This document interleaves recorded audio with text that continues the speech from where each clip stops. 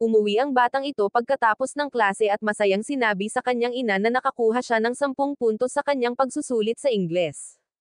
Masayang ngumiti ang ina. Ngayon ang kaarawan ng kanyang anak na babae. Ngunit nang sinindihan ng batang babae ang kandila at tumingin sa kanyang ina biglang nataranta.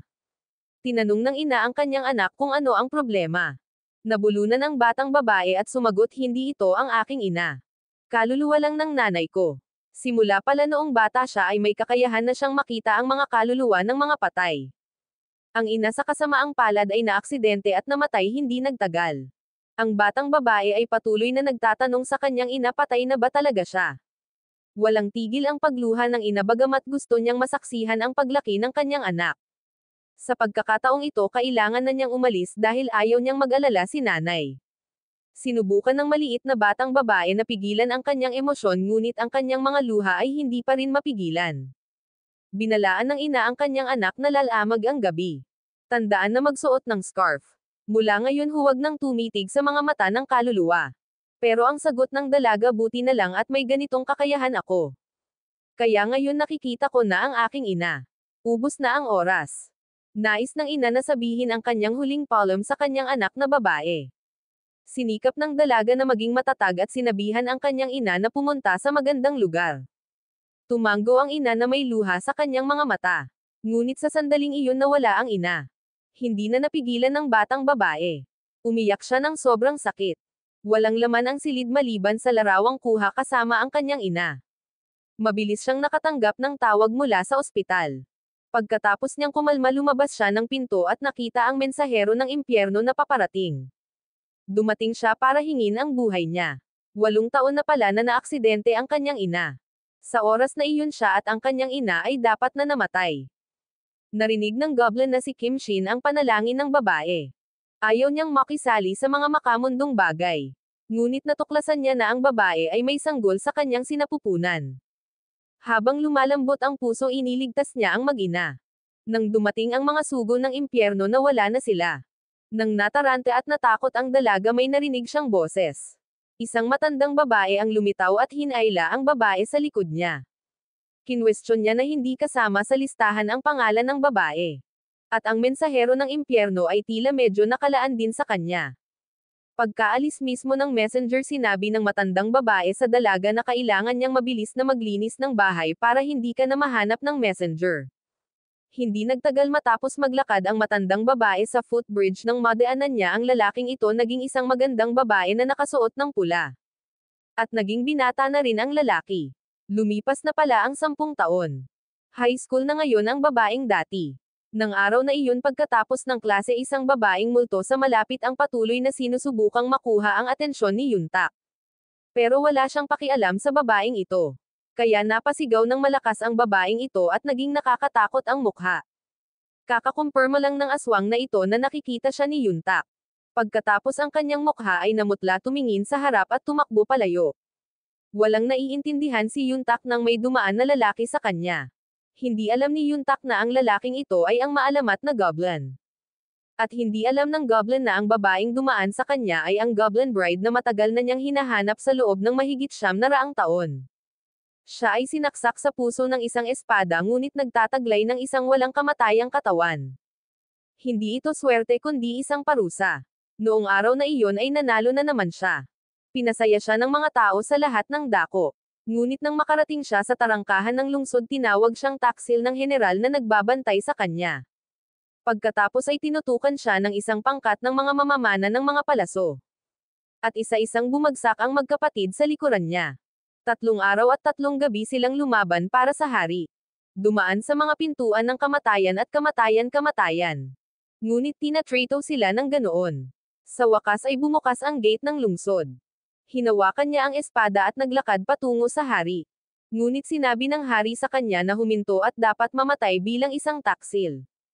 Kung hindi papatayin ko ang buong pamilya mo. Siya pala ay higit na iginagalang ng mga tao kaysa sa hari. Dagdag pa ang paninira ng mga maliliit na tao.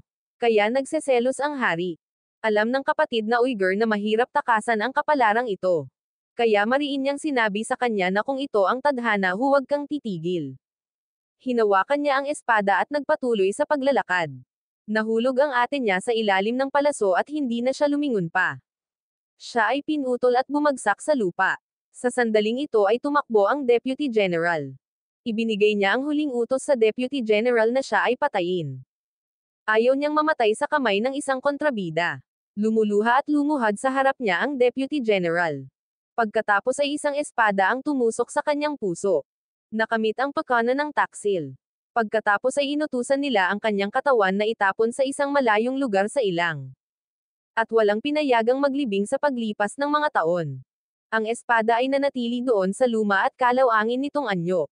Noong araw na iyon ay dumating ang kanyang pamilya para sambahin siya. Biglang dumapo ang isang paro-paro sa mahalagang espada. Ang espada ay nagsimulang manginig ng marahas. Kumulog ang langit. Umaabot sa tainga ang tunog ng Diyos. Ang kaluluwa ng mga taong nagligtas sa kanya. Magiging immortal siya. Ngunit dahil nakapatay siya ng napakaraming tao sa larangan ng digmaan, ang parusa niya ay kailangan niyang masaksihan ang pagkamatay ng mga taong mahal sa buhay. At kasabay nito hindi makakalimutan ang pagkamatay ng sinuman. Kapag nabunot na lamang ng nobya ng goblin ang espada ay makatulog siya ng mapayapa. At the same time tuluyan na siyang mawawala. Makalipas ang mahigit 900 taon hindi sinasadyang napunta sa lupa ang sanggol. Ngunit sa labas ng bintana ay may grupo ng mga kaluluwang nakatingin sa kanya. Patuloy silang nagbubulungan na siya ang nobya ng goblin. Lumipas ang oras sa isang kisap mata. Pagkalipas ng 18 taon ang sanggol ay lumaki sa isang magandang babae. Maagang namatay ang kanyang mga magulang at ngayon ay pinalaki ng kanyang tiyahin.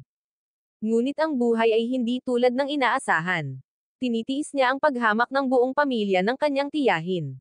Pero hindi pa rin niya alam na malapit na niyang matugunan ang malaking turning point sa buhay niya. Mahigit 900 taon na siyang hinahanap ng walang kamatayang lalaki. Malakas ang ulan sa labas. Iniyuko ng dalaga ang ulo at tumingin sa 2 payong sa bahay. Sa sandaling ito umalangaw-ngaw ang boses ng tiyuhin. Sinabi niya na kapag kinuha niya ang payong na iyon tiyak na mamamatay siya. Nang matapos siyang magsalita ay binato ng tiyahin ang kanyang ulo ng isang mangkok ng kanin. Tiniis niya ang sakit ng walang sinasabi. At ang buong pamilya niya ng tiyahin ay nagkunwaring hindi nakikita. Bago namatay si nanay binigyan siya ng insurance policy. Ngunit ang pera sa loob nito ay nawala. Ang akala ng tiyahin ay nag-withdraw ng pera ang dalaga kaya ganoon na lamang ang pakikitungo nito sa kanya. Pinigilan ng batang babae ang kanyang mga luha at lumabas ng pinto sa malakas na ulan. Ngayon ang kaarawan ni Yuntak. May hawak siyang birthday cake at naupo mag-isa sa dalampasigan. Nagsindi siya ng kandila at nagsimulang magdasal. Hayaan mo na akong makapagtrabaho para hindi na ako humingi ng pera sa tita ko. Hayaan mo akong maghanap ng boyfriend. Narinig ni Goblin Kim Shin ang panalangin ng dalaga. Hindi niya sinadyang pakialaman. Ngunit nang hipan ni Yuntak ang kandila ang bouquet ng mga bulaklak ay nasa kanyang kamay nagsimulang muling magbuga ng puting usok. Tapos pinatawag siya doon. Ito ang unang pagkakataon sa mahigit 900 taon na siya ay ipinatawag. Ang mas ikinagulat niya ay may kakayahan siyang makita ang kinabukasan ng mga tao. Ngunit ang kakayahang ito ay hindi gumagana kay Yuntak. Sinabi niya kay Yuntak na maghanap ng trabaho sa pagbebenta ng manok para ma-promote siya pagkatapos ay mawala sa harap ni Yuntak. Nang makitang nawala si Kim Shin sumigaw si Yuntak, nasaan ang boyfriend ko? Kinabukasan pumunta si Yuntak sa tindahan ng manok para maghanap ng trabaho ngunit hindi niya ito mahanap buong araw. Akala niya niloloko siya ni Kim Shin.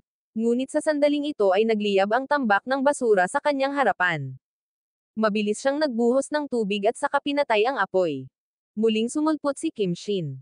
Inakala ni Kim Shin na nanggugulo siya ng walang dahilan kaya nawala na naman siya. Sa simbahan nagsindi ng kandila si Yuntak at saka muling hinaypan. Muling lumitaw si Kim Shin. Nang makitang si Yuntak na naman tumalikod si Kim Shin para umalis.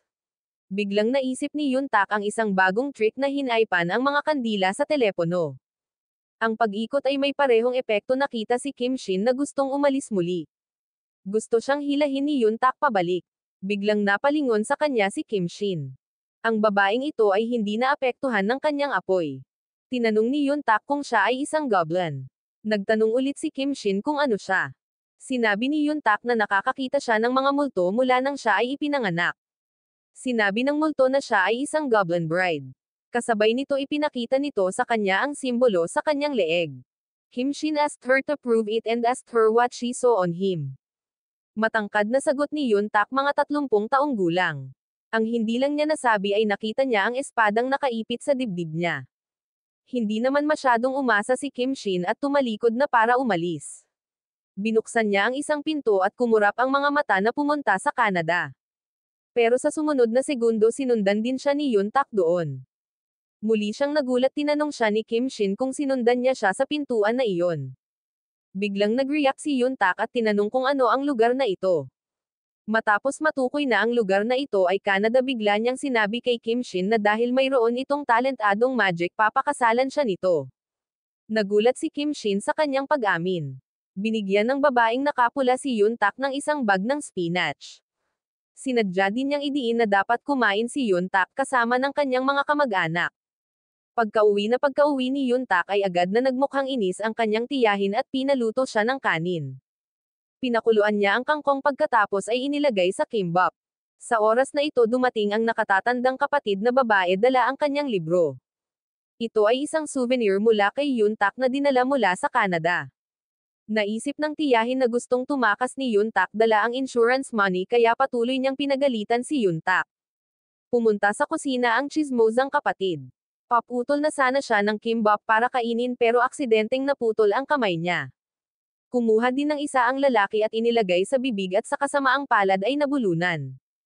Tumigil lang ang tita sa pagpapahirap kay Yun Tak. Hindi pa rin alam ni Yun Tak na ang babaeng nakapula ay ang matandang babae na nagligtas sa kanya mula sa sugo ng impyerno. Si Yun Tak ay nakaupong mag-isa sa labas kumakain ng kimbap na ginawa niya.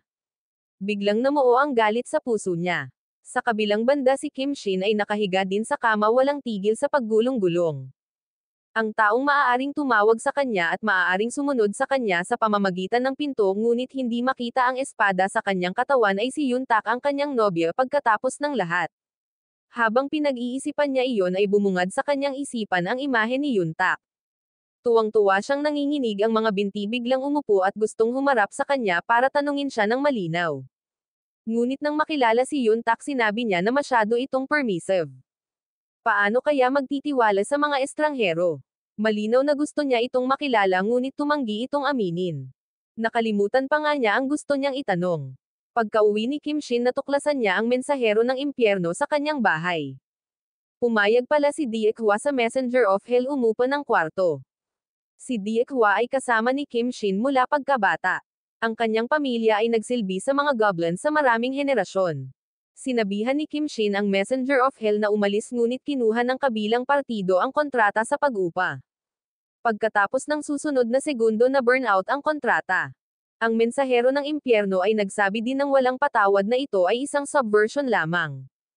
Kinabukasan lilipat na ako. Kinabukasan masaya silang kakain.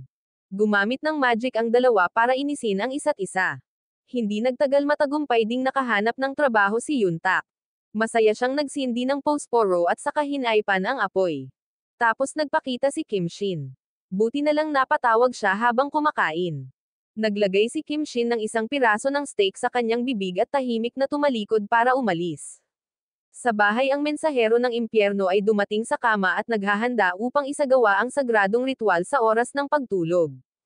Biglang binuksan ni Kim Shin ang pinto, tinanong siya kung maganda ba ang outfit na ito. Matapos abalahin ng maraming beses na wala ng tulog ang mensahero ng impyerno, naramdaman ng goblin na sobrang puti ng kumot ng kausap. Sabi ng messenger, gusto ko ng ganyan. Kaya't maaga sa susunod na umaga nang magising ang messenger, tiningnan siya ni Kim Shin na may kasiyahang mga mata. Pero tinukso siya ng messenger gamit ang maruming brief.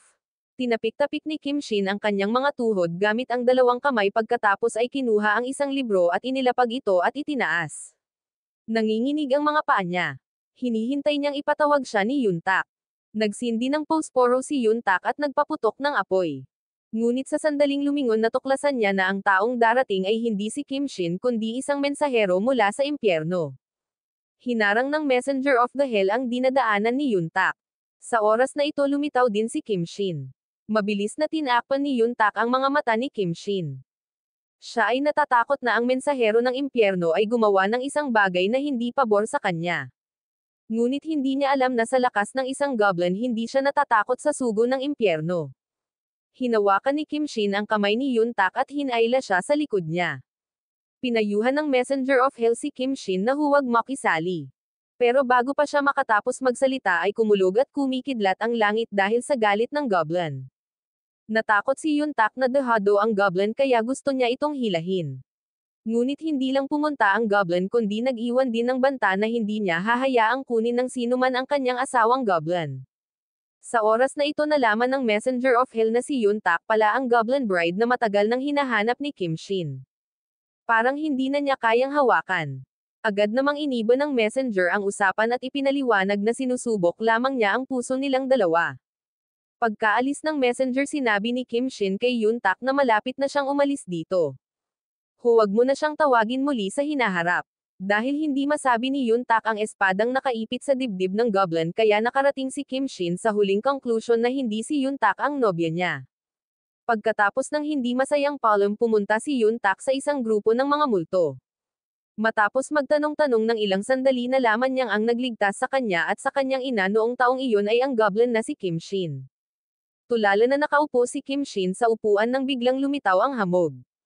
Akala niya ay pinapatawag siya ni Yun Tak kaya masaya niyang ginalaw ang mga paa niya at tumayo ngunit natuklasan niyang usok pala iyon ni Diakhua.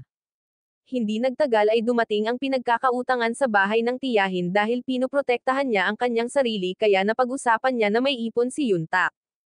Pagkatapos ng pag-aaral ni Yun Tak pilit siyang kinaladkad ng pinagkakautangan sa sasakyan.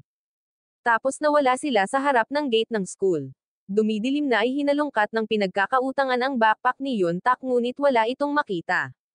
Sa oras na ito binuksan ng driver ang lighter ng sigarilyo. Agad na lumapit si Yun Tak at gustong magpaputok ng apoy para ipatawag ang goblin ngunit napaatras siya ng lalaki. Si Yun Tak ay labis na natakot at sinabing ang ipon ay wala sa kanya. Nawalan ng pasensya ang lalaki at akmang sasampalin si Yun Tak nang lumiwanag ang simbolo sa leeg nito. Samantala ang goblin at ang sugo ng impyerno ay nag-aagawan sa bahay. Biglang nahulog ang mga pinggan sa lupa. Tumigil ang mga mata ni Kim Shin. Unti-unting naiinip ang lalaking nagbubuhat sa sando ni Yun Tak. Sinubukan ni Yun Tak ang kanyang makakaya nagpupumiglas at sumisigaw para humingi ng tulong. Biglang huminto ang sasakyan at namatay ang mga streetlight. Matapos ang isang malakas na kalabog ang buong kalsada ay itim. Dahan-daang itinaas ni Yun Tak ang kanyang ulo. Sa di kalayuan may dalawang figurang tahimik na lumilitaw. Unti-unting lumalapit ang figurang iyon. Ito ay ang goblin at ang mensahero ng impyerno. Biglang namula ang mata ni Yun Tak. Mabilis na lumapit sa kotse ang goblin. Biglang sumabog ang mga ilaw. Sinabihan ng lalaking nahuling nagpapanik ang driver na tapakan ang accelerator. Isang asol na ilaw ang dumaan kaya nahati ang sasakyan sa kalahati. Kinuha ng goblin ang scarf ni Yun Tak at binuksan ang pinto ng kotse. Tinulungan siyang bumaba. Matapos isuot muli ang scarf para kay Yun Tak ay naglakad siya patungo sa dalawa pang lalaki. Mawawala ang kalsadang ito sa loob ng 2 araw sa mapa. Magkakaroon sila ng patuloy na sakit at kakulangan sa ginhawa. At makalipas ang 2 araw ay hahanapin sila ng mga pulis. Pagkatapos ay tatanggalin ng mensahero ng impyerno ang kanilang mga alaala. Kinabukasan dinala ni Diakhua ang mga dokumento ng buong pamilya ng tiyahin ni Yun Tak sa harap ni Kim Shin. Ang paghawak sa nobya ng goblin ay tiyak na magbabayad ng presyo. Binuksan ng babae ang drawer at nakita ang 2 gold bar na biglang lumitaw sa loob. Ang buong pamilya ay labis na masaya at hindi pa rin alam na ito ay talagang isang parusa. Sa sandaling nakuha nila ang mga bar ng ginto nagsimula silang lumaban sa isa't isa. Nakatitig ang 3 tao sa gold bar sa ibabaw ng mesa kahit nakapikit pa rin ang mga mata dahil sa antok. Walang gustong matulog. Biglang nagising si kuya at nadiskubring wala na ang ginto. Mabilis nilang hinabol ang kapatid. Sa oras na ito nakaupo ang goblin sa restaurant na nakatingin sa kanila. Magsisimula na ang isang magandang drama. Si Yun Tak ay pauwi mula sa trabaho upang malaman na ang buong pamilya ng tiyahin ay nag-check out at iniwan siyang mag-isa ng walang palm. Nakaupo si Yun Tak sa gilid ng kalsada walang isip na nakatingin sa natuyong bulaklak ng bakwit sa kanyang kamay. Sa oras na ito wala na talaga siyang mapupuntahan. Ngunit kinabukasan siya ay natuklasan ni Mr. Sunny. Buti na lang at napakabait at komportable ni Sunny. Hindi lang siya ang hindi niya sinisisi kundi binigyan din si Yuntak ng ilang sweldo ng maaga. Nag-ihaw ng pusit si Yuntak habang malalim ang iniisip. Napuno siya ng mga larawan ni Kim Shin na nagligtas sa kanya. Nang magkamalay siya nasunog na ang squeeze. Mabilis niya itong hinaypan. Sa library sa katawan ni Kim Shin ay biglang nagbuga ng puting usok. Napaawang ang labi niya at puno ng saya ang mukha niya. Lumingon si Yuntak at nakita niyang pinatawag nga niya ang goblin. Tinanong siya ni Yuntak kung ano ang gusto niyang makita niya. Tinanong siya ni Kim Shin kung may nakita ba siya sa dibdib nito. Sinabi lang ni Yuntak na nakita niya ngunit hindi niya sinabi ng malinaw kung ano iyon. Matapos matagumpay na makakuha ng impormasyon mula kay Kim tumalikod at umalis si Kim Shin Tak. Mabilis na humabol si Kim Shin pagkatapos niyaya siyang kumain. Sa restaurant nag-ihaw si Kim Shin ng isang piraso ng karne. Kinain lahat ni Yuntak. Inaasahan ni Kim Shin na magtanong kung may nakikita si Yuntak ngunit sinabi ni Yuntak na hindi niya gusto ang tono ng pagtatanong nito. Umorder si Yuntak ng isang malaking baso ng tubig sa bar. Biglang umalangaw-ngaw ang isang pamilyar na boses. Ito pala ang sugo ng impyerno. Pero sa pagkakataong ito ay wala siyang masamang intensyon at gusto lang niyang makipag-inuman sa kanila. Ngunit muling tumanggi si Kim Shin na bayaran ang mensahero ng impyerno. Hindi sila maaaring uminom ng magkasama kaya ang mensahero ng impyerno ay kailangang magsalita ng ilang salita at pagkatapos ay umalis. Sabi ni Yuntak napakagwapo ng messenger of hell kaya nagselos bigla si Kim Shin. Maingat niyang tinanong kung ano ang nararamdaman nito sa kanya. Medyo matanda lang daw siya. Narinig iyon ni Kim Shin at agad na kinuha ang baso ng tubig at hindi na siya pinainom pa. Sa kabilang banda pumunta ang buong pamilya ng tiyahin sa isang tindahan ng ginto at pilak. Nakita ng may-ari na hindi maganda ang ginto at agad na nagdahilan para umalis kinuha ang aparato at nagsumbong sa pulisya. Mabilis silang dinala sa himpilan ng pulisya. Ito ay hindi isang ordinaryong gold bar. Ang mga normal na tao ay hindi maaaring magkaroon nito. Nagsimulang mataranta ang tiyahin at sinabing ang gamit na ito ay pag-aari ng kanyang pamangkin. Tinanong ng pulis ang kanyang pamangkin kung ano ang kanyang pangalan. Pero ang kakaiba kahit anong isipin ng pamilya hindi nila maisip ang pangalang iyon. Inakala ng mga pulis na nagdadahilan sila kaya itinapon ang buong pamilya sa kulungan.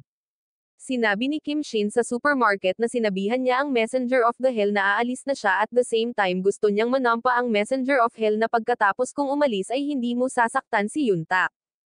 Bagamat normal na tuwing magkikita sila ay nag-aaway sila kapag narinig nilang nagsalita ang goblin kailangang umalis. Bakas pa rin sa mga mata ng messenger ang pag-aatubili. Pagkatapos ng huling pakikipagtalo sa mensahero ng impyerno pupunta na sana si Kim Shin kay Yuntak para magpaalam. Sa oras na ito nakaupo si Yuntak sa pampang. Ang dagat ay malungkot at nangungulila sa kanyang ina. Gusto siyang aliwin ng goblin ngunit ang mga salita ay naging mga pangungusap. Ang lahat ay dapat sumunod ng natural. Naghanda si Yuntak ng regalo para sa goblin. Iyon ang pulang dahon na dinala pabalik mula sa Canada. Matapos matanggap ang regalo biglang inabot ni Kim Shin at tinapik ang ulo ni Yuntak. Bagamat medyo exaggerated ang aksyon para kay Yuntak ito ang pinakamagandang regalo. Sinabi ni Kim Shin na kailangan niyang pumunta. Biglang namula ang mata ni Yuntak. Sinubukan niyang pigilan ang kanyang emosyon. Tuloy-tuloy ang pagbuhos ng tubig ulan sa payong gaya ng mood ni Kim Shin ngayon. Pagkatapos noon aalis na ang goblin noon. Biglang tumunog ang doorbell. Si Yuntak ang darating. Tinanong niya kung may nakita ba siya sa katawan nito. Mananatili ba siya? Sinabi ng goblin na hindi niya nakikita ngunit iginiit ni Yuntak na nakikita niya ito. Agad niyang itinuro ang espada sa harap ng dibdib nito. Sa sandaling ito hindi siya makapaniwala sa kanyang mga mata. Matapos malaman ni Kim Shin na si Yuntak ang kanyang nobyo masaya siya para sa kanyang sarili na mapalaya na siya. Gusto niyang mabuhay ng kaunti. Sa mga sandaling ito hindi pa niya alam na ang dahilan kung bakit gusto niyang mabuhay ng mas matagal ay dahil mahal na niya si Yuntak. Sa tulay na naglalakad tinanong ng isang babae ang mensahero ng impyerno kung gusto mong bumili ng hairpin o hindi. Sinabi ng messenger of hell na hindi siya interesado. Kinuha ng dalaga ang salamin sa ilalim ng sinag ng araw. Nang imulat niya ang kanyang mga mata kumupas na ang kulay. Isang singsing na lang ang kumikinang. Gusto niyang abutin ito para kunin ngunit may ibang mas mabilis. Ngunit nang makita niya ang hitsura ng kausap patuloy na pamatak ang mga luha nang hindi alam ang dahilan. Sinabi ng babae na ang kanyang pangalan ay Sunny ngunit sinabi niya ang isa pang pangalan Kim Sun nang magkakilala silang dalawa. Isang matandang babae ang biglang sumulpot sa salamin. Sabay tingin ni Kim Shin sa picture na nasa kamay niya. Sa pag-iisip pabalik sa kwento ng higit sa 900 taon na ang nakaraan hindi niya maprotektahan ang kanyang kapatid na babae si Kim Sun. Biglang tumulo ang luha sa gilid ng kanyang mga mata. Pagka-uwi ng Messenger of Hell at nakita niya ang phone number na iniwan ni Sunny para sa kanya bigla siyang napaisip ng malalim sino nga ba ang babaeng ito bakit ganito ang pakiramdam niya. Sa pagkakataong ito magkasabay silang nagkaroon ng emosyonal na problema. Sa mga sumunod na araw ang mensahero ng impyerno ay pumunta sa tulay upang maghintay araw-araw ngunit hindi niya nakilala si Sunny. Tinanong ni Diekwa ang Messenger of Hell kung ano ang itsura ni Sunny. Sumagot ang mensahero ng impyerno na nang maglakad siya sa kalye nakita niya ang taong ito na kamukha ni Sunny. Nakatingin sa taong iyon na kamukha ni Sunny. Sa kanyang mga mata lahat ay naging Sunny. Parang inayos ng tadhana na muli silang magkita sa tulay. Tinanong siya ni Sunny kung bakit hindi siya tumawag. Sumagot ang Messenger of Hell na tatawagan daw siya mula ngayon. Pumunta sila sa kafe at iniyuko ng messenger ang kanyang ulo upang uminom ng kape ang kanyang mga mata ay kinakabahan na lumilingon pabalik-balik. Pinaalalahanan siya ni Sunny na 1 oras na siyang nakaupo ng ganoon. Pagkatapos ay nagkusa siyang magsalita nakita ang seryosong hitsura ng mensahero ng impyerno. Napabuntong hininga si Sunny at ipinagpatuloy ang pagtatanong kung nakalimutan niya ang pangalan ko. Tinanong siya ni Sunny kung ano ang pangalan niya. Nagulat naman bigla yung Messenger of the Hell na parang walang pangalan. Kaya't naupo ang dalawang malungkot na lalaki. Sinabi ng Messenger of Hell na tinanong niya ang pangalan ko. Patay na ako paano ko sasagutin. Malungkot ang mga mata ni Kim Shin. Puno ng ngiti ni Yuntak ang kanyang isip. Hindi nagtagal ay tinawag na naman siya ni Yuntak. Siya ay walang ingat na lasing. Tinanong ni Yuntak kung ano ang kanyang ginagawa sa loob ng mahigit 900 taon. Sinabi ni Kim Shin na lagi siyang naghihintay sa kanya. Tinanong ni Yuntak kung sinong nobya siya. Sinagot ni Kim Shin na ang unang nobya ay siya rin ang huling nobya. Sa oras na ito hindi pa rin alam ni Yuntak na kapag nabunot na niya ang espada sa dibdib nito magiging alabok si Kim Shin. Tinanong ni Yuntak kung paano kung ayaw nitong maging nobya. Saglit na nag-isip si Kim Shin at sinabing kung ganoon ay hindi mabubunot ang espadang ito. Kapag nabunot lang ang espada siya ay magiging masaya. Akala ni Yuntak ay totoo ngunit hindi niya alam iyon. Nang sabihin ang mga salitang ito ang puso ni Kim Shin ay naglalaman ng labis na sakit at kawalan ng kakayahan. Hindi nagtagal pagkatapos dalhin ni Kim Shin si Yuntak sa Canada niyaya niya itong kumain ng paborito niyang beefsteak. Ang 2 taong naglalakad at nagkukwentuhan sa kalye. Naglalaro sila ng tubig sa tabi ng fountain. Napakaganda ng araw. Nakaupo si Kim Shin sa upuan habang nakatingin sa dalaga sa di kalayuan na nagliliwanag. Napakunot din ang sulok ng labi niya. Nagsimulang tumakbo ang dalaga palapit sa kanya. Nahulog ang mga pulang dahon sa libro. Biglang natuklasan ni Kim Shin na ninakaw ang kanyang puso. Si Yuntak na naglalakad sa kalye ay biglang nakarinig ng masakit na tunog sa kanyang tenga. Isang multo ang hamarang sa kanya. Mabilis na humingi ng tawad ang multo. Kasabay nito umaasa siyang pupunta si Yuntak sa kanyang tinitirhan at bumili ng mga bagay na ilalagay sa ref para sa kanya. Bagamat hindi naiintindihan ang intensyon ng kausap pumayag pa rin si Yuntak. Binuksan niya ang refrigerator at wala itong laman. Kinuha ni Yuntak ang merienda sa kanyang backpack at inilagay sa ref. Pagkatapos ay tinulungan niya ang babaeng ito na itiklop ang kumot at linisin ang mga libro. Agad na naayos muli ang magulong kwarto. Matapos ayusin ang libing ng kanyang anak kinaladkad ng kanyang ina ang kanyang pagod na katawan patungo sa tirahan ng kanyang anak. Binuksan niya ang ilaw nanginginig siya at hinawakan ang unan na dating tinulugan ng kanyang anak. Ngunit wala na doon ang init niya. Pagkatapos ay hinawakan niya ang mga libro ng kanyang anak. Noong nabubuhay pa siya nag-aaral tiyak na napakahirap. Binuksan niya ang refrigerator at nakita niya puno ito ng pagkain. Tuluyang bumagsak ang luha ng ina. Noong nabubuhay pa siya hindi siya gaanong naalagaan ng ina. Buti na lang inaalagaan niyang mabuti ang sarili niya. Sa kabilang banda pagkatapos matuklasan ni Kim Shin na mahal niya si Yuntak nagpasya siyang protektahan ang ngiti nito. Kaya napilitan siyang layuan siya. Pagkatapos ay mabilis niyang binunot ang kanyang espada at tinulungan si Yuntak na bumalik sa normal nitong buhay.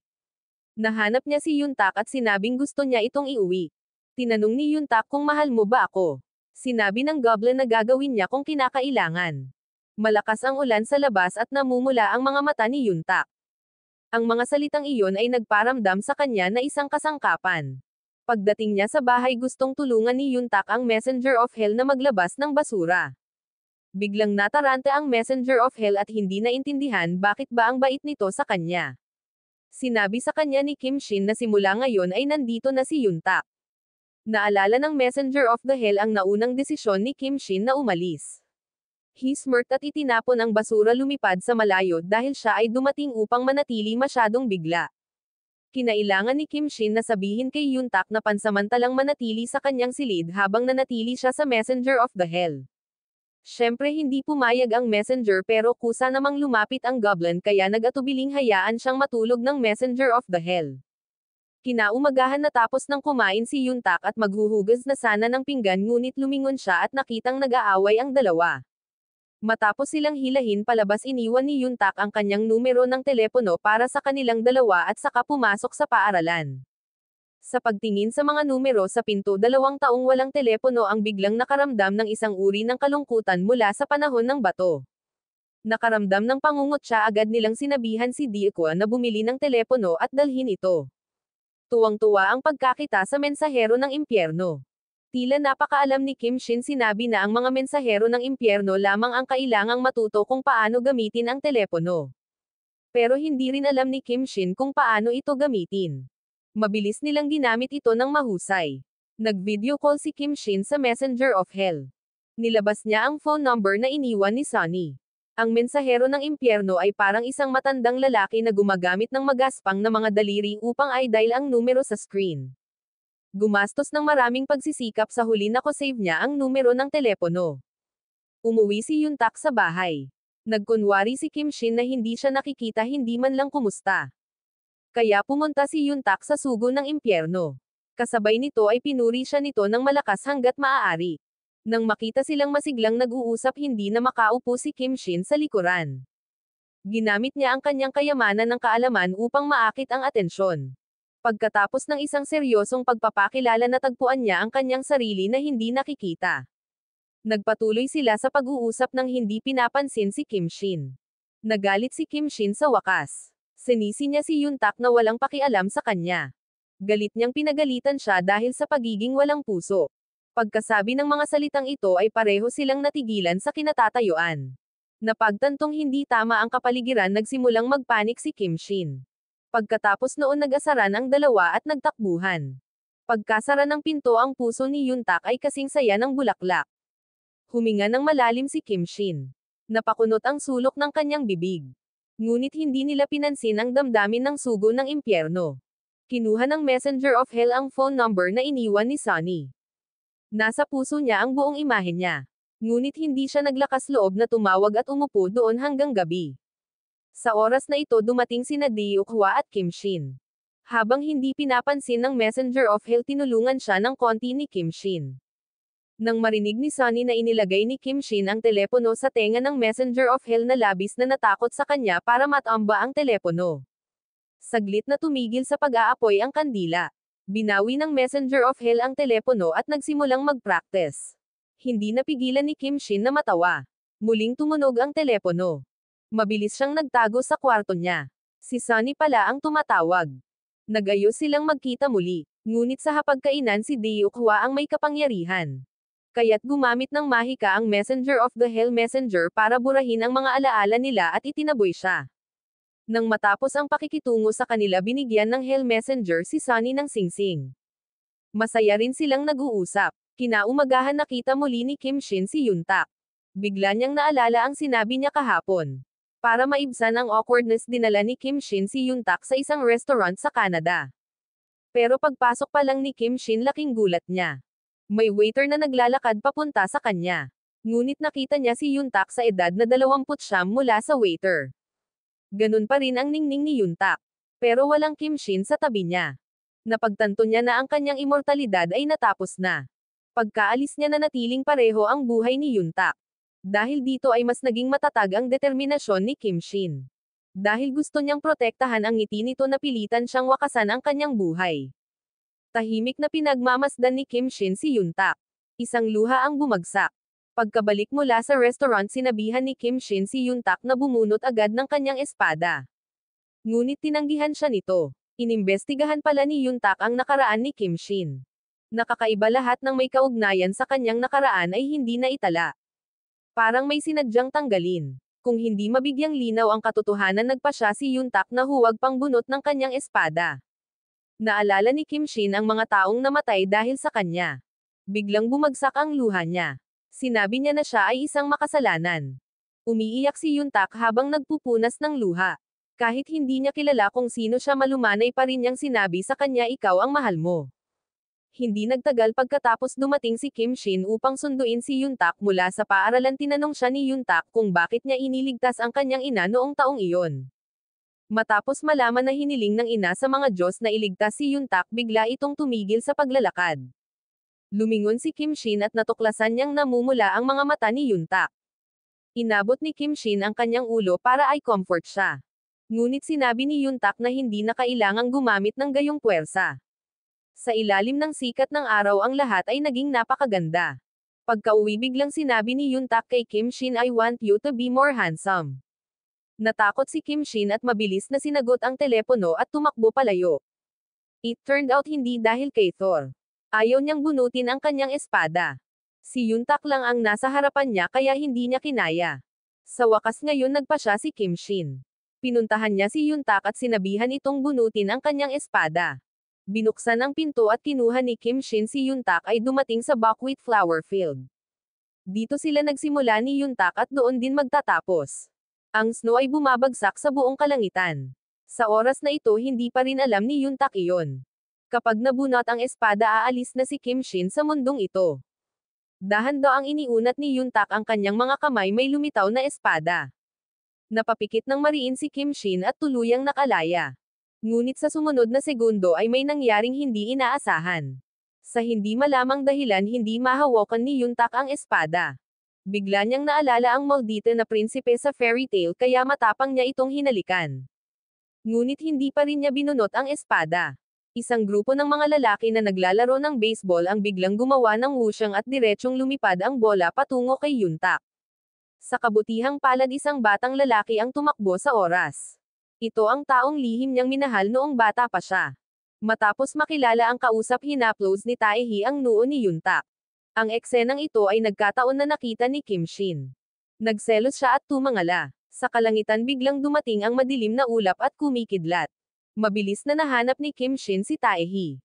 Nakilala ni Taehi si Kim Shin sa isang sulyap. Bata pa lang pala gusto na ni Taehi na maglaro ng baseball.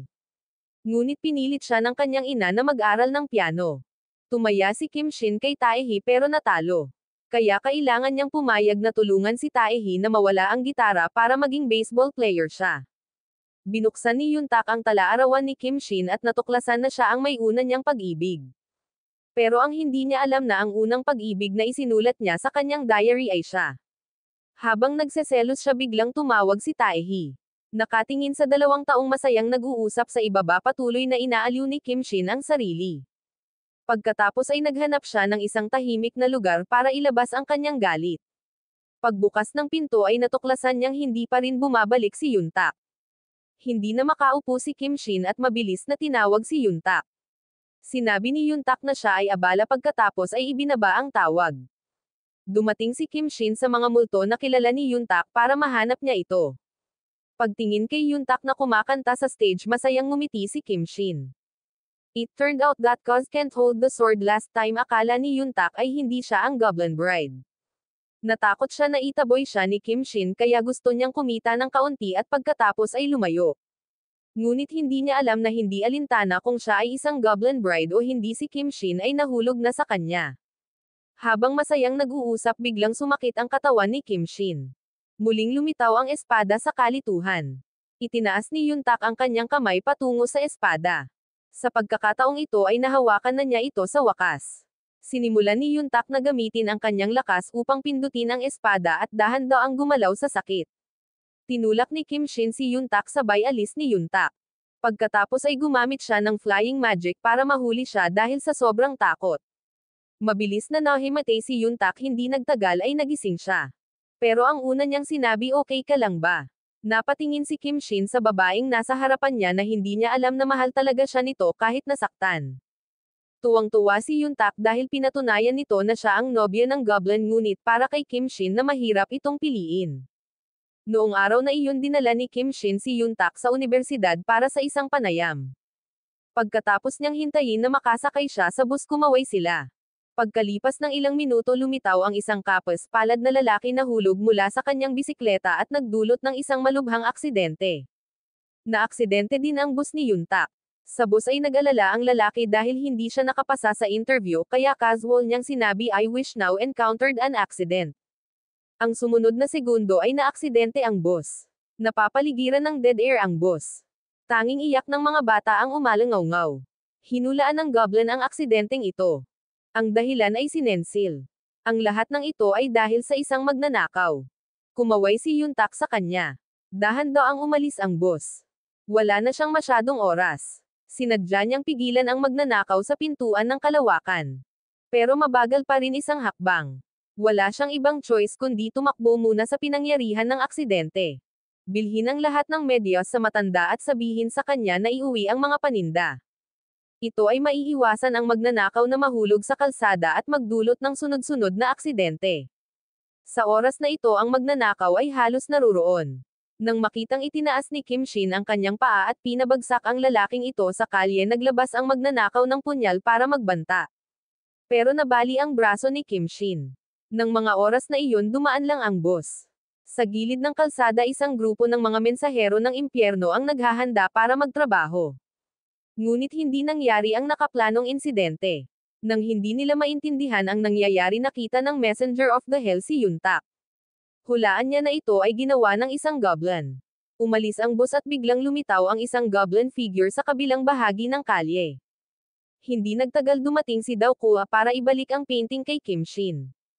Dahil sa curiosity binuksan ng Messenger of Hell ang painting. Ngunit nang makita niya ng malinaw ang taong nasa painting, hindi niya alam kung bakit paminsan-minsan ay kumikirot ang kanyang puso. Hindi napigilan ng luha ang pag-agos. Katulad ng pakiramdam noong una niyang nakilala si Sunny. Nang ibalik ang pagpipinta na si Dao Kua ay nagsabi ang bagay na ito ay sinabi kay Kim Shin. Laking gulat din ni Kim Shin. Bakit nakita ng messenger ang picture ng ate niya na sobrang sakit? Mabilis siyang pumunta sa messenger para tanungin ito. Ngunit hindi maintindihan ng mensahero ng impyerno kung bakit. Pakiramdam niya ay wala siyang anumang alaala na nauugnay sa kanya. Pagkatapos nito nakipag-appointment ang messenger mula sa impyerno para makipagkita kay Sunny. Pagkatapos ng maraming araw ng pagsasaliksik, unti-unting naging simpatiya si Sunny sa kanya.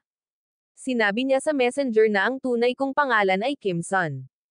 Ngunit sa panahong ito hindi pa rin alam ng mensahero ng impyerno na mahigit 900 taon na ang nakalilipas, ang kapatid ni Kim Shin ay pinangalan ng Kim Sun. Tinanong ka ni Sunny ano ang tunay na pangalan ng mensahero ng impyerno. Sinubukan niyang alalahanin ngunit hindi niya maalala. Kasabay nito ang mapupulang mata ni Kim Shin ay nagsulat ng mga salitang wangyo. Biglang kumirot ang dibdib ng messenger. Pagkatapos ay binura niya ang lahat ng alaala ni Sunny ngayong gabi. Hindi nagtagal matapos makulong si Kim Shin sa library, lumapit sa kanya ang babaeng naka-red.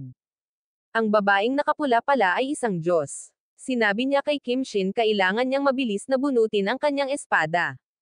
Kung hindi siya namatay, si Yuntak ay mamamatay. Dahil ang layunin ng pagkamatay ni Yuntak ay patayin si Kim Shin. Kung hindi niya bubunot ang espada, wala nang dahilan para umiral. Bago makidnap si Yuntak, ang nakaraang aksidente na nalutas ni Kim Shin ay isang babala. Mula ngayon ito ay magiging mas tuloy-tuloy at seryoso.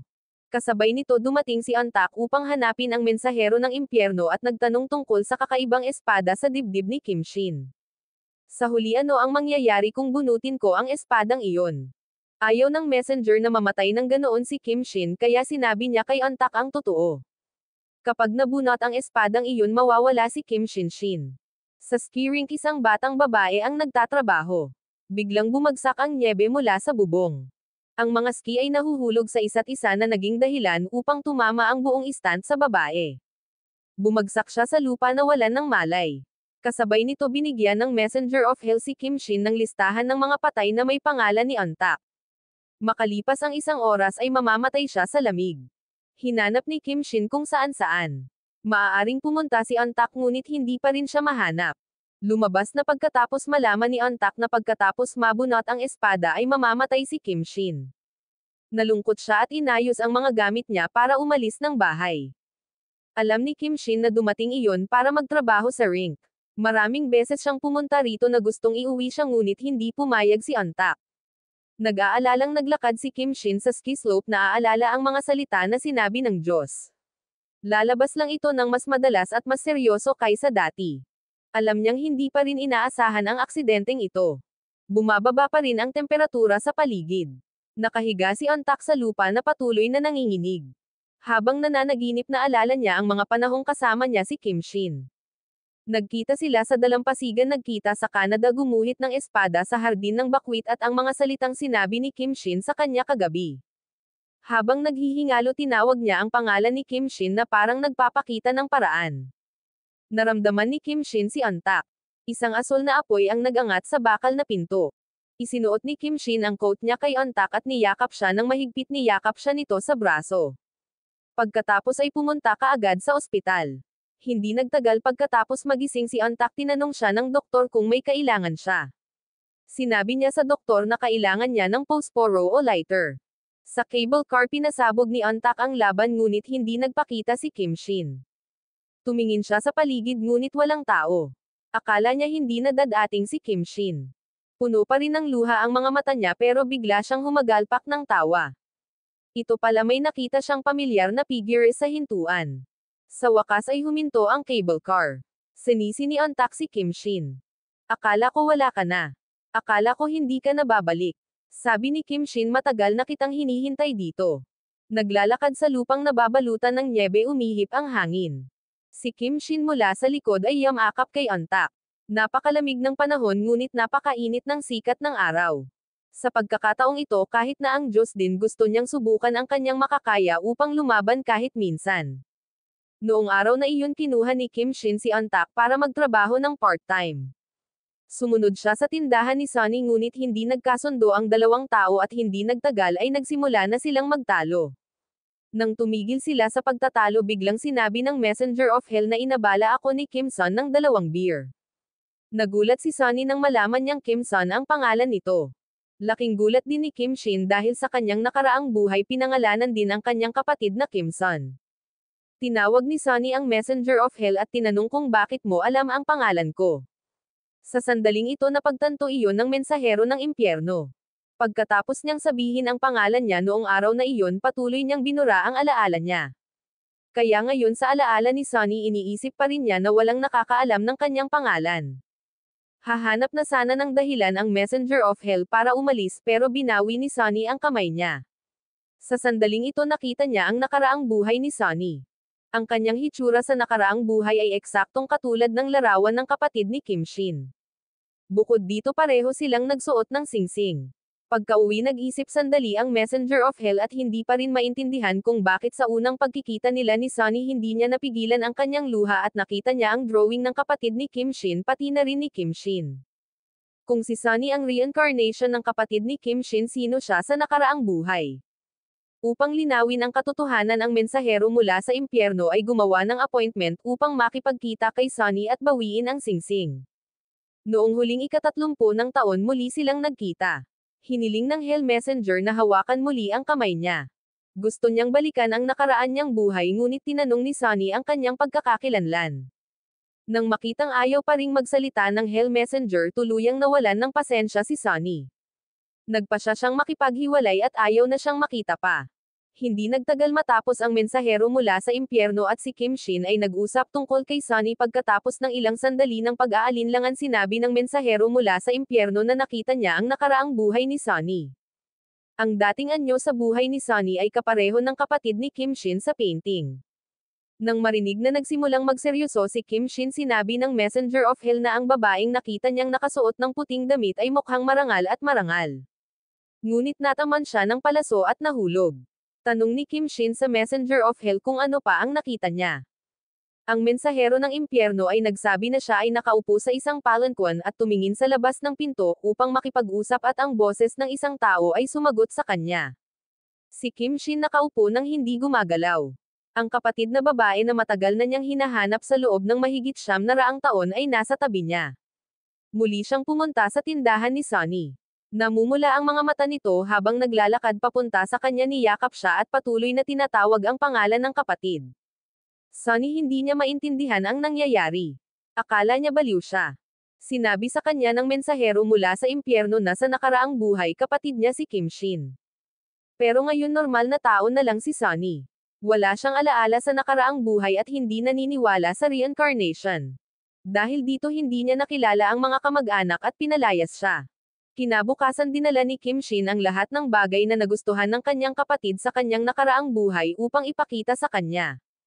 Ngunit lahat ng mga bagay na iyon ay hindi ang gusto ni Sunny. Ipinakita ni Kim Shin kay Sunny ang larawan ng anak ni Kim at sinabi sa kanya ang kwento ng kanyang kapatid mahigit 900 taon na ang nakalilipas. Si Kim Shin ay nasa larangan ng digmaan na hindi natatalo. Matapos makamit ang mga tagumpay, ang kanyang posisyon sa puso ng mga tao ay naging mas mataas at mas mataas pa kaysa sa hari. Maagang namatay ang unang hari kaya ang bagong hari ay pinalaki ng taksil na si Jong Hayan mula sa murang edad.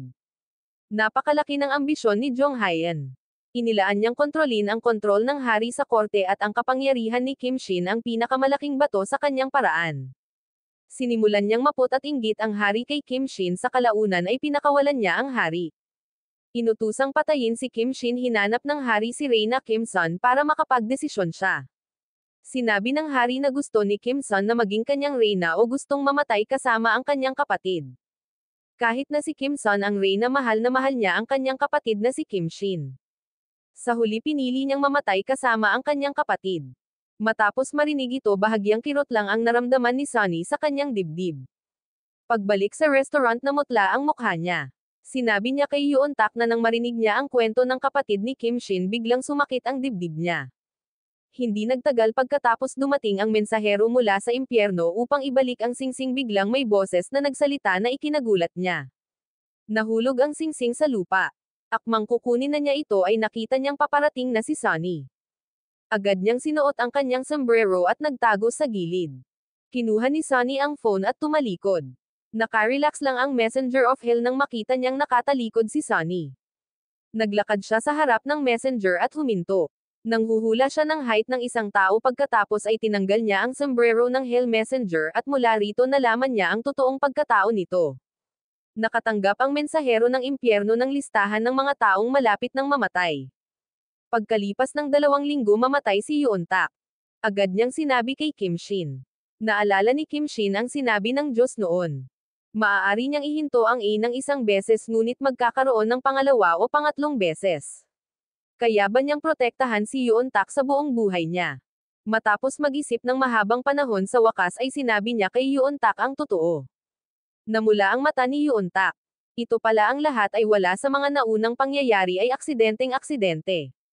Sinisi niya ang kalupitan ng mga Diyos. Susubukan din daw niyang ipagpatuloy ang pamumuhay at manatili sa tabi ni Kim Shin. Noong araw na iyon, may dumating na ghost girl na naghahanap kay Yoon Tak. Itinulak siya ng kanyang asawa pababa mula sa itaas at nahulog sa kanyang kamatayan. Nagpa siya si Yoon Tak na tulungan siyang ihatid ang mensahe sa malupit na asawang iyon. Nahanap ni Yoon Tak ang lalaking iyon. Nagtungo ang dalawa sa rooftop para mag-usap, ngunit sa pag-uusap hindi niya sinasadyang nabunyag ang proseso ng pagpatay sa kanyang asawa. Agad namang nagbago ang mukha niya. Kasabay nito, ang oras ng pagkamatay ni Yoon Tak sa listahan ay nagbago sa ngayon. Lumingalinga ang lalaki sa paligid at natuklasang walang tao. Nagsimula siyang lumapit kay Yoon Tak. Sa sandali ng panganib, binuksan niya ang lighter at hinaypan ang apoy. Napatalon ang katawan ng lalaki at gamulong pababa ng hagdan. Sakto namang dumating si Kim Shin. Napakabilis na dinala ang lalaking ito sa himpilan ng pulisya. Ngunit isang mas malaking panganib ang darating. Noong araw na iyon, nagpupunas ng sahig si Yoon Tak. Ngunit nang lumingon siya, nakatayo siya sa lugar. Isang demonyong nakasuot ng sinaunang damit ang dumating. Ang taong ito ay walang iba kundi ang kontrabida na si Jong Heon na pumatay kay Kim Shin mahigit 900 taon na ang nakararaan. Bagamat narinig niyang binanggit ni Kim Shin si Jong Heon noon, hindi niya alam na siya ang kaharap niya, kaya hindi niya pinansin ang bagay na ito.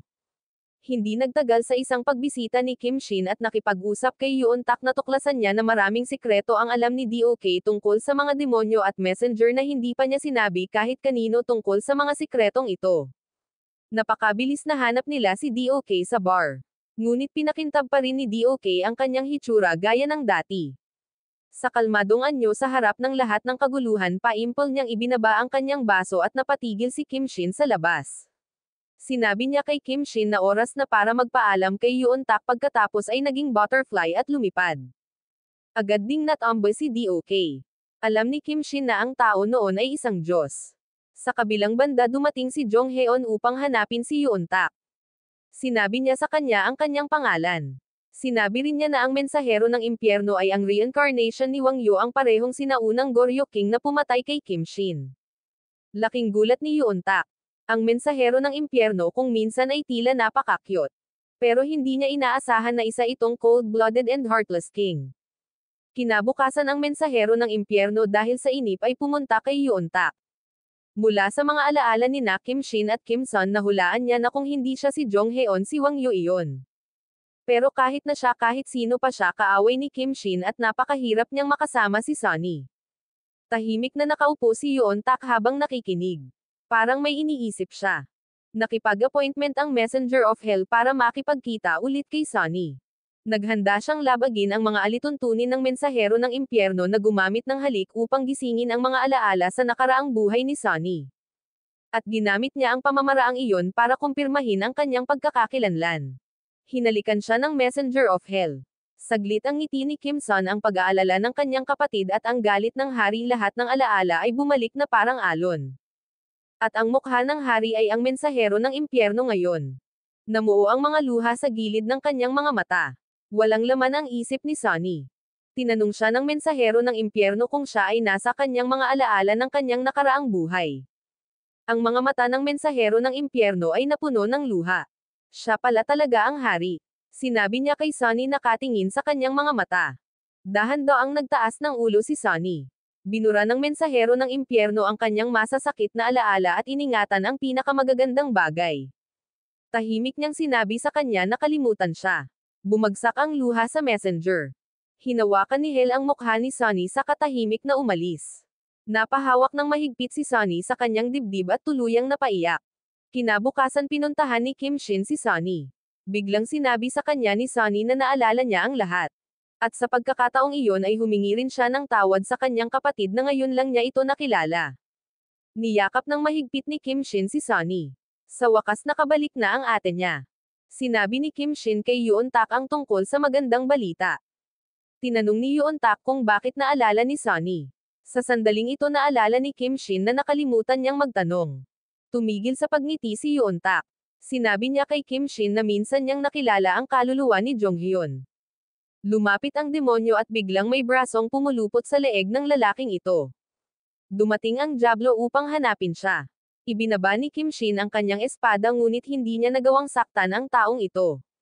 Sinabi ni Jong Hyun kay Kim Shin na ang mensahero mula sa impyerno ay si Wang Yu.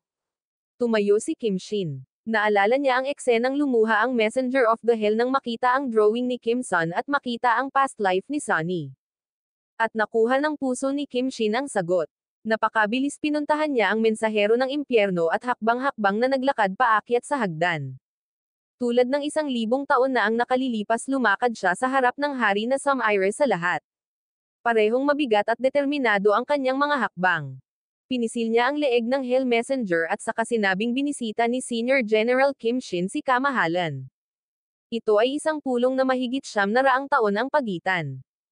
Ang mensahero ng impyerno ay lumuha kahit alam niyang siya si Wang Yu ang hari ng mga karumal-dumal na krimen. Pero nagtanong pa rin siya ulit, ako ba? Ako ba talaga si Wang Yu? Napuno ng galit ang mga mata ni Kim Shin. Pero sa huli bumitaw pa rin siya dahil loyal pa rin siyang lingkod tulad ng dati. Kim Shin, matapos malaman ang tunay na pagkakakilanlan ng Messenger of Hell, lumipat sina Kim Shin at Yoon Tak sa bahay ni Deo Hwa. Parang hindi sinasadya. Ngunit sa katunayan ito ay dahil sa pag-aalala para sa mensahero ng impyerno, dahil ang mensahero ng impyerno ay walang mapupuntahan maliban kay Kim Shin.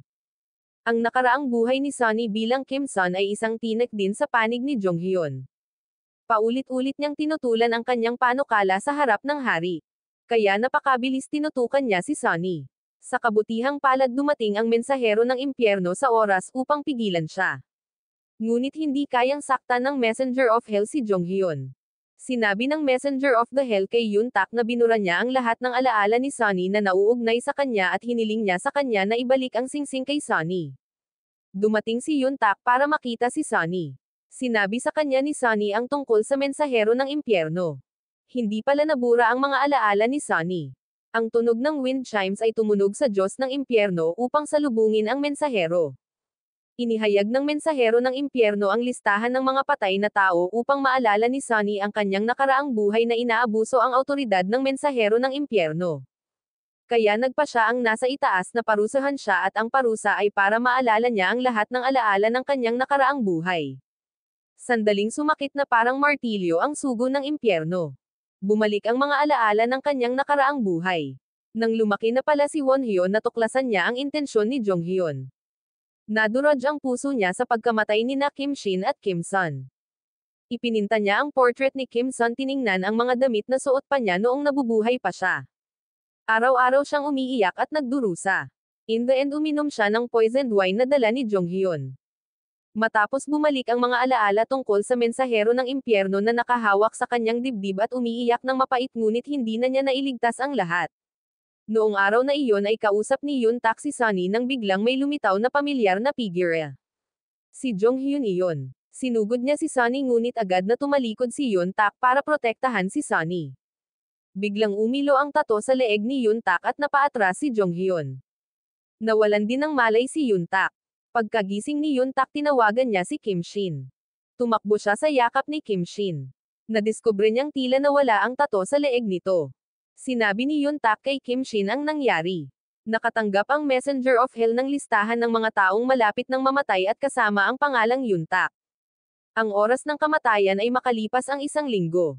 Kahit na umabot na sa puntong ito ang relasyon nila ni Kim Shin nang matanggap ang listahan ng mga messenger mula sa impyerno mabilis pa rin niyang ipinaalam kay Kim Shin.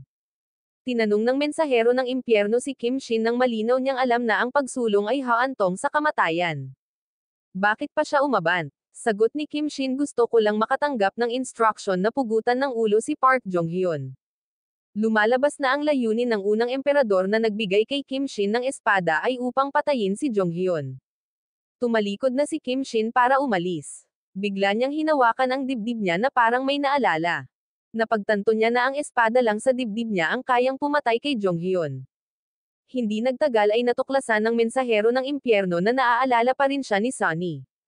Pinaalala lang pala ng Messenger of Hell kay Sunny ang mga masasayang bagay at kalimutan siya. Pero para kay Sunny ang oras na kasama niya ang pinakamasayang oras. Sumasalungat ito sa paglimot sa kanya. Kaya nabigo ang Hypnotic Hell Messenger. Ibinalik ni Sunny ang singsing sa Messenger of Hell. Opisyal na rin itong nagpaalam sa kanya. Sa kabilang banda biglang lumapit si Kim Shin kay Yoon Tak at sinabing gusto niyang sumama sa kanya. Masaya rin silang magkasama. Ibinigay ni Kim Shin kay Yoon Tak ang mga naunang pangako. Ito ang unang bahagi ng kontrata nang ilabas ni Yoon Tak ang kanyang espada. Sa unang araw ng nyebe ng season napilitan si Kim Shin na sagutin si Yoon Tak na hindi pa rin alam ni Yoon Tak na ito na pala ang huling palm ni Kim Shin. Dinala niya si Yoon Tak sa rooftop. Susunod hihikayatin niya si Jong Hyun na magpakita. Binuksan ni Yoon Tak ang libro at biglang umihip ang hangin. Isang masamang demonyo ang lumitaw sa kanyang harapan. Dahil nawala na ang tato sa leeg niya hindi na makita ni Yoon Tak. Ang aswang sa oras na ito unti-unting lumapit sa kanya si Jong Hyun. Mahigpit niyang pinisil ang leeg ni Yoon Tak. Hindi man lang tumanggi si Yoon Tak. Sa mahalagang sandali hinaipan niya ang lighter at isang sinag ng asol na liwanag ang pumasok. Napaatras si Jong Hyun ng ilang hakbang. Si Kim Shin ang dumating sa oras. Biglang sinaksak ni Yoon Tak ang sarili gamit ang espada. Sa kabutihang palad agad na binawi ni Kim Shin ang espada. Natuklasan pala ni Yoon Tak ang plano ni Jong Hyun. Gusto niyang pasukin siya at gamitin ang kamay nito para bunutin ang espada sa dibdib ni Kim Shin. Kaya papatayin niya si Kim Shin. Gusto siyang pigilan ni Yoon Tak ngunit huli na ang lahat. Nakapasok na siya sa katawan niya. Lumakad si Yuntak sa harapan ni Kim Shin at dahan-daang itinaas ang kamay. Nang gagamit na siya ng lakas, isang pamilyar na boses ang umalangaw-ngaw. Dumating na pala ang Messenger of Hell. Ginamit niya ang kanyang mahika para itulak si Jonghyun palayo sa katawan ni Yuntak. Nawalan ng malay si Yuntak ngunit ayaw pa ring tapusin ni Kim Shin. Hinawakan niya ng mahigpit ang kamay ni Yuntak at dahan-daang binunot ang espadang nakaipit sa dibdib niya. Bumunot ang espada sa kanyang katawan. Agad niya itong hinawakan. Tumalikod ang espada at sumugod para putulin si Jonghyun. Sa sandaling ito nawala din si Jonghyun sa usok. Bumalik sa normal ang lahat. Naghanda rin si Kim Shin na tanggapin ang kamatayan. Nabulunan ng luha ang mensahero ng impyerno. Bumalik si Kim Shin sa mensahero ng impyerno at sinabing sa wakas ay namatay ako sa larangan ng digmaan. Nawala ang espada. Tumakbo si Yuntak para yakapin ng mahigpit si Kim Shin. Pakiramdam niya ay gumuho ang buong mundo. Walang ingay na sigaw ni Yuntak. Hinaplos ni Kim Shin ang kanyang mukha at sinabi sa kanya na ang pakikipagkita sa iyo ay ang gantimpala ng aking buhay. Umiyak si Yuntak at sinabing mahal na mahal niya siya. Ngumiti si Kim Shin na may luha sa kanyang mga mata at sinabing I love you too. Tapos pumikit siya. Naging maliliit na bituin ang kanyang katawan na unti-unting naglaho. Isang kidlat ang palm unit sa kalangitan. Lahat ng nakaalala kay Kim Shin ay nakatayo pa rin sa pagkataranta. Lahat ng alaala na may kaugnayan kay Kim Shin ay mabilis na nabura kasama na ang diary ni Yuntak. Biglang may na-realize si Yuntak.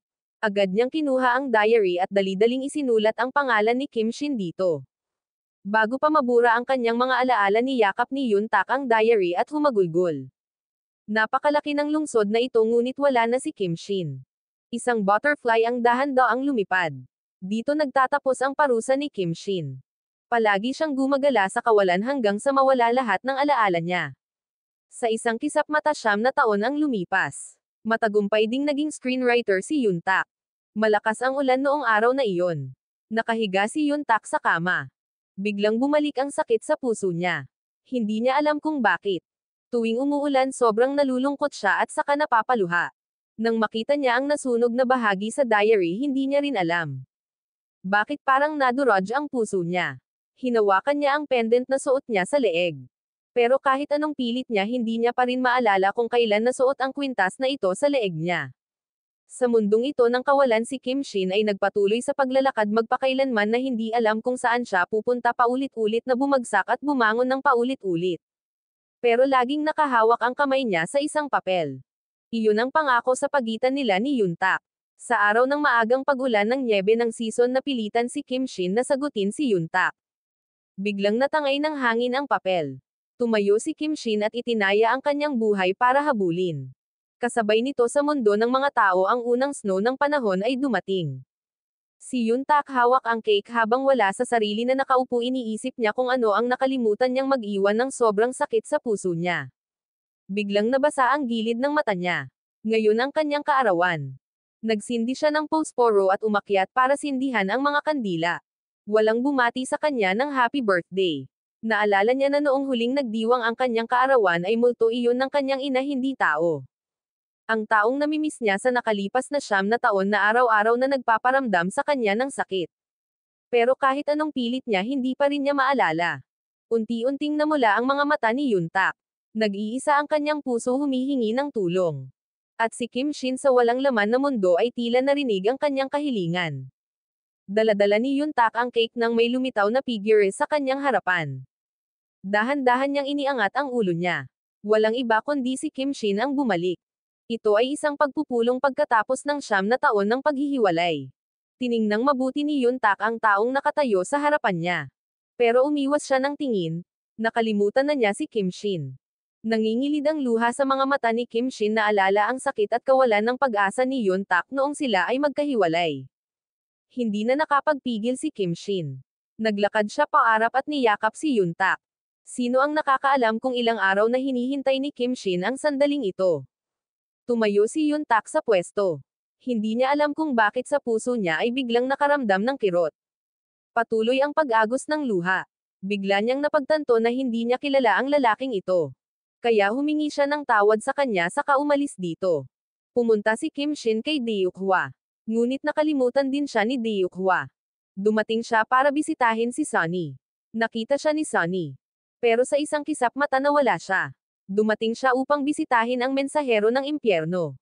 Nagkatinginan silang dalawa gamit ang apat na mata. Sabi ng sugo ng impyerno, ikaw daw ang goblin na madalas chismis ng lahat. Parang nakalimutan din ng messenger kung sino siya. Ngunit nang siya ay aalis na, ang mensahero ng impyerno ay nagtaas ng boses. Parang hindi mo pala pagkawala ni Kim Shin sa mundo, medyo malambot ang puso ng dalawang Diyos. Naramdaman nila na masyadong malungkot ang kwento ni na Kim Shin at Yuntak. Dapat may nakaalala sa kanilang pagmamahalan. Hindi mali na pagkatapos isara ng Diyos ang kanilang pinto at magbukas ng bagong pinto para sa kanila. Nakita ng messenger of hell si Kim Shin na nakatayo sa harap niya at sinabing, "You can return it so good." Ang mensahero ng impyerno sa wakas ay nakatanggap ng kapatawaran mula kay Kim Shin. Bumalik sila upang muling manirahan. Kinabukasan habang nagtatrabaho nagkamali si Yuntak. Ito ay malinaw na taglamig. Ngunit isinulat ng kanyang manuskrito na bumaba ang temperatura sa 22 degrees. Pinunan ng pinuno. Agad siyang humingi ng tawad. Ngunit bago pa siya matapos magsalita, dumating ang isang kawani upang ipahayag na ang temperatura sa labas ay 22 degrees na ngayon. Lumabas si Yuntak para tingnan. Ang mainit na sikat ng araw ay napuno ng mga bulaklak ng peach na namumulaklak sa lahat ng dako. Sa ilalim ng puno nakatayo si Kim Shin na nakatingin sa kanya. Totoong tinutulungan ni Kim Shin si Yuntak. Sa kafe hinaypan ni Yuntak ang mga kandila kaya tinawag si Kim Shin. Nabasa na naman ang gilid ng mata ni Yuntak. Tinanong niya kung bakit nakaupo sa tapat niya si Kim Shin. Sabi ni Kim Shin may tumawag sa kanya. Pero hindi pa rin alam ni Yuntak na siya pala ang tumatawag kay Kim Shin. Tinanong ni Yuntak kung nasa pinto siya ng kumpanya ko. Sinabi yun ni Kim Shin dahil may namimiss akong tao kaya pinuntahan ko yung taong yun. Pinuntahan muli ni Kim Shin si Deo Keihua at malinaw na ipinaliwanag ang kanyang pagkakakilanlan kay Deo Keihua. Bagamat nakalimutan na ni Deo Keihua kung sino si Kim Shin, hindi makakalimutan ang kalooban ng kanyang buong pamilya. At muli si Kim Shin ang naging pinakamataas na namamahala sa kumpanya. Sa kabilang banda nakipag-away si Yuntak sa mga customer kaya pinagalitan siya ng mga ito. Sa library muling nagkita sina Kim Shin at Yuntak. Sabay silang naglakad sa kalsada. Tinanong siya ni Yuntak kung ano ang kanyang ikinabubuhay. Itinuro ni Kim Shin ang isang mataas na gusali sa di kalayuan, sinabi niya na siya ang pinakamataas na namamahala doon. Siyempre hindi naniwala si Yuntak. Upang patunayan ang kanyang sarili, kinuha ni Kim Shin ang mga dokumento mula sa kanya. Napakabilis matagumpay na pumirma si Yuntak ng isang paborebleng kontrata na itinataguyod ng kumpanya. Tinanong ni Yuntak ang pangalan ni Kim Shin.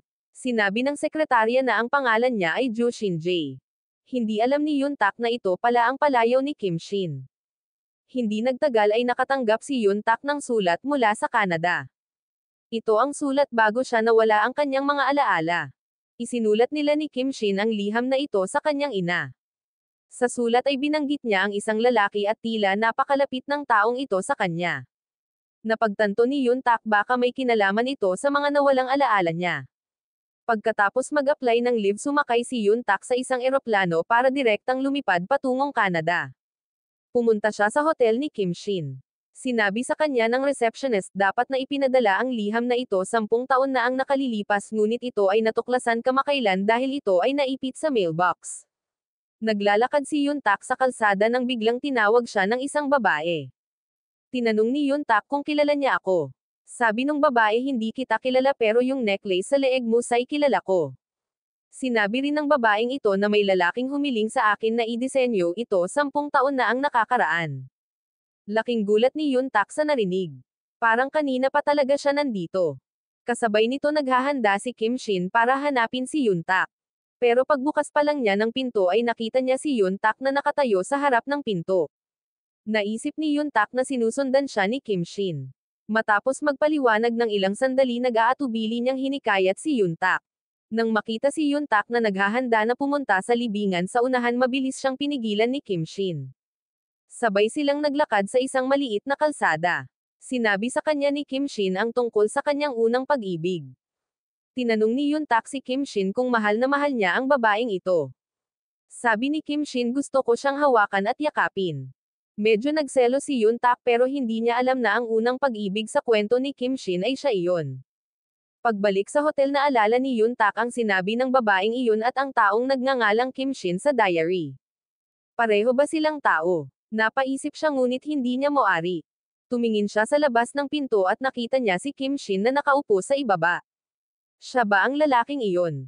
Bumaba si Yun Tak at direktang tinanong si Kim Shin. Nagkita na ba tayo dati? Kim Shin was bewildered then stood up and said, may gusto ka ba sa akin? Hindi naman itinanggi ni Yun Tak. Masayang tumawa si Kim Shin. Dinala niya si Yun Tak sa isang beef restaurant. Ito ang restaurant na nagustuhan ni Yun Tak 10 taon na ang nakakaraan. Matapos makipag-usap sa telepono kay Sonny, Yun Tak tumalikod at tinawagan si Kim Shin para maupo at kumain kasama niya. Masyadong pamilyar ang eksena. Lumalabas na 10 taon na ang nakakaraan ay nakita niya ang hinaharap. Ang lalaking kumakain kasama si Yun Tak ay siya. Bakas sa mukha niya ang saya. Tinanong ni Yun Tak kung pumunta siya dito kasama ang kanyang unang pag-ibig.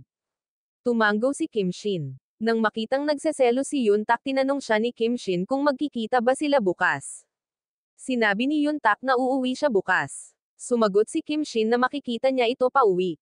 Hinawakan ni Yun Tak ang menu at tinakpan ang kanyang mukha sa kanyang mga bisig na karamdam ng sobrang saya. Pumunta sa hotel at umupo si Yun Tak para magbasa ng magazine. Bigla niyang nakita ang isang larawan ng libingan na iyon. Naalala niya ang huling pagkakataon na parang gusto siyang pigilan ni Kim Shin at huwag siyang papalapit dito. Mabilis na dumating si Yun Tak sa libingan. Natuklasan niya na ang larawan sa lapida ay si Kim Shin. Sa sandaling ito dumating si Kim Shin. Tinanong niya kung multo na ba siya ngayon para masundan siya nito kahit saan. Galit niyang tinanong siya kung narito na ba sila 10 taon na ang nakakaraan. Hindi sinabi ni Kim Shin saka umalis. Nililipad ng hangin ang mga dahon. Inabot ni Yun Tak ang isang dahon. Tahimik niyang tiningnan ang dahon ng maple sa kanyang kamay. Biglang bumalik ang mga alaala na parang alon. Ang kanyang magagandang alaala kasama si Kim Shin ay lumitaw sa harap mismo ng kanyang mga mata. Hindi na napigilan ni Yun Tak. Umiyak siya at sinubukan niyang tumakbo.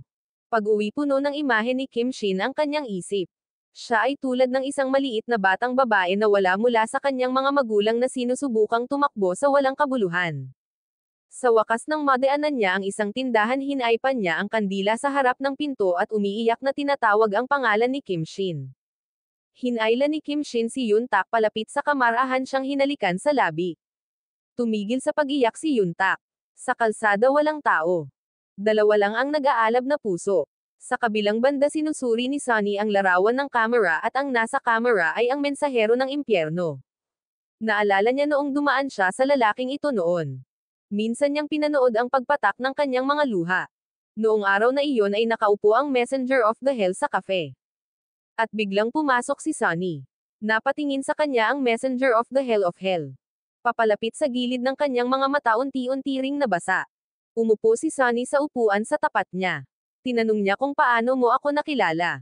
Pero sabi ng messenger of hell ito ang unang beses na nagkita sila. Tinanong siya ni Sonny kung bakit siya umiyak noong huli silang magkalapit. Sinabi ng mensahero ng impyerno na nakita niya siya tulad ng kanyang kaibigan. Tinanong ni Sonny ang kanyang pangalan. Ngunit ngayon ay hindi na niya kailangang iwasan pa. Siya daw si Wong Yo. Pagkaraan ng ilang sandali ay tumayo si Sonny para umalis.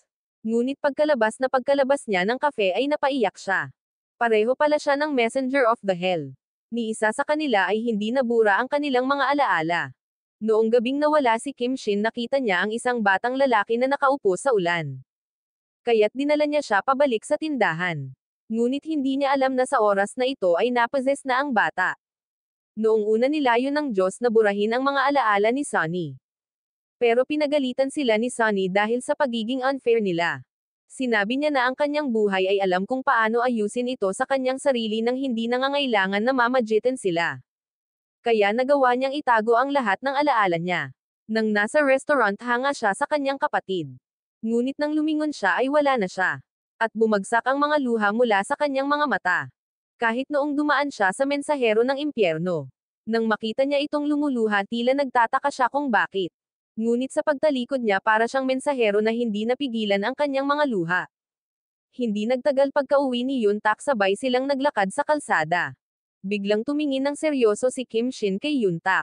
Gusto na raw niya itong pakasalan. Ang mga bulaklak ng peach ay nahulog mula sa langit. Tumayo si Yuntak sa pwesto. Masayang tumulo ang luha niya at tumango. Pumayag naman ako. Matapos bumalik sa bahay ang Messenger of the Hell, nalaman din niya na nabawi ni Yuntak ang kanyang mga alaala. Tumingin siya kay Yuntak at ngumiti. Masaya siya para sa kanilang dalawa. Pero pagbalik niya sa kwarto niya ay agad siyang nag-alala. Dahil sa edad na 29 na darating ang Diyos ng kamatayan para hanapin si Yuntak. Kahit hindi siya may darating na ibang messenger para kunin ang kaluluwa niya. Ang mensahero ng impyerno ay tatanggap ng listahan ng mga patay na tao. Nakapaloob dito ang isang grupo ng mga bata 7 taong gulang lamang hanggang 8 taong gulang. Sa sandaling ito dumaan si Yuntak Kamakaway sa mensahero ng impyerno. Pagkatapos ay nagmaneho siya palayo. Ngunit sa sandaling iwan niya ang listahan sa kamay ng messenger ay nawala. Nagbago na ang kapalaran ng mga batang iyon. Nagulat ang mensahero ng impyerno. Bigla niyang naalala si Yuntak na dumaan lang. Tumulo ang kanyang mga luha sa kanyang kamay, hawak ng mahigpit ang listahan. Alam niyang dumating na ang tadhana ni Yuntak. Bilhin ito sa bahay ni Kim Shin, ihanda ang mga bulaklak at inihanda ang alak. Naghahanda siya ng sorpresa para sa kanyang nobya. Sinabihan niya si Yuntak na mag-ingat sa pagmamaneho. Ngunit maya-maya ay nagsimulang mag-anod pababa ang isang truck, ang bilis nito ay tumataas. At sa harap niya ay isang grupo ng mga bata. Kung hindi niya ititigil ang sasakyang iyon, nasa panganib ang mga bata. Walang oras para mag-isip ng husto. Agad namang nagmaneho si Yuntak sa harap ng truck. Nakaramdam din siya ng takot. Ngunit nais niyang iligtas ang mga bata. Ginamit ni Yuntak ang kanyang huling kaunting lakas upang subukang alalahanin ang mukha ni Kim Shin at sabihin ang kanyang mga huling salita. Mula noon nakatulog si Yuntak. Ang mensahero ng impyerno na nakatayo sa itaas, saksi sa sakripisyo ni Yuntak. Ito ang unang pagkakataon na umiyak siya para sa isang patay na tao. Tahimik na nakatayo si Yuntak sa gilid ng kalsada, tinitingnan ang ligtas at malulusog na mga bata at ngumiti bago umalis. Tanong ni Yuntak sa messenger, ilang buhay na ba ang pinagdaanan ko? Sinabi ng messenger na ito ang kanyang unang buhay. Masayang ngumiti si Yuntak. Bumukas ang pinto. Dumating na si Kim Shin. Dahan-dahan siyang naglakad papunta kay Yuntak. Nagkatinginan sila na may malungkot na mga mata. Si Kim Shin ay labis na nalungkot at hindi niya kayang iwan siya. Niyakap ng mahigpit ni Kim Shin si Yuntak. Tuluyan nang bumagsak ang kanyang mga luha. Ang napakalakas na goblin na si Kim Shin ay umiiyak na ngayon na parang bata. Sinabi sa kanya ni Yuntak na subukang maghintay hanggang sa kanyang susunod na buhay. Tiyak na mabubuhay sila ng masaya. Ang mensahero mula sa impyerno ay nagdala ng tsaa upang tulungan siyang burahin ang mga alaala ng buhay na ito. Umiling si Yuntak at sinabing hindi niya ito iinom. Luhaang tumango ang sugo ng impyerno.